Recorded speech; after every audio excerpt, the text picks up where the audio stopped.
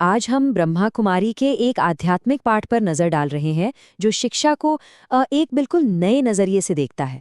मतलब ये सिर्फ नौकरी पाने का जरिया नहीं है, बल्कि अपना परम भाग्य, अपनी अल्टीमेट डेस्टिनी बनाने का एक तरीका है। इसकी शुरुआत ही एक बहुत दिलचस्प बात से होती है। मीठे बच्चे, तुम्हें कमाई का बहुत शौक होना चाहिए। इस पढ़ाई में ही कमाई है। अब ये जो बात है, ये सीधा सीधा पढ़ाई को एक बहुत ही खास किस्म की अर्निंग या कमाई से जोड़ देती है। तो चलिए इसे थोड़ा और समझते हैं कि इसका असल में मतलब क्या है। तो सवाल यही उठता है कि भाई ये किस तरह की कमाई है और ये हमें किस दुनिया के लिए तैयार कर रही है।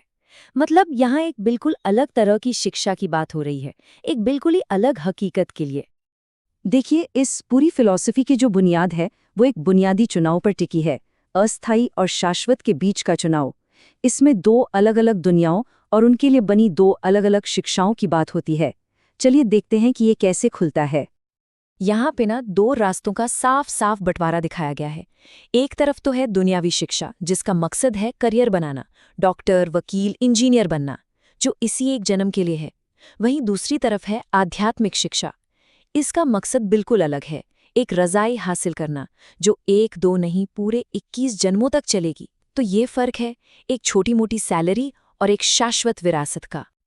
तो सवाल है कि इस खास पढ़ाई को पढ़ाता कौन है? कौन है इसका गाइड?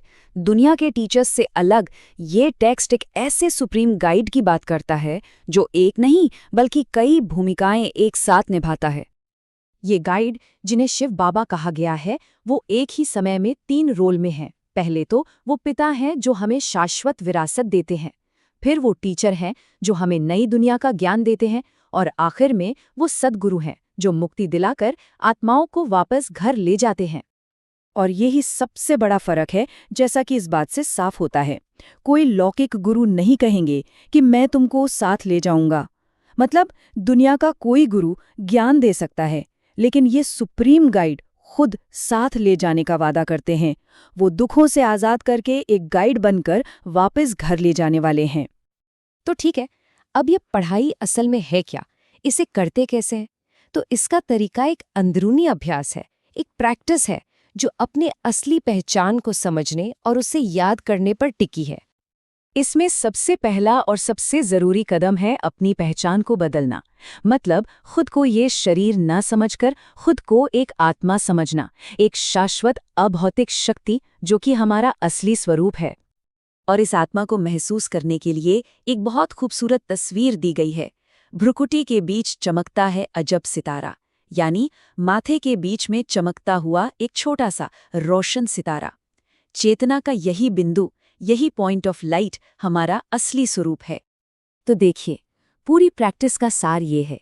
पहले खुद को एक आत्मा, एक पॉइंट ऑफ लाइट समझना, फिर उस परमात्मा यानी सुप्रीम गाइड को याद करना। और ये जो याद है ना, यही असली कमाई है। यही वो प्रैक्टिस है जो आत्मा को साफ करती है और एक ऊंचा भाग्य बनाती है।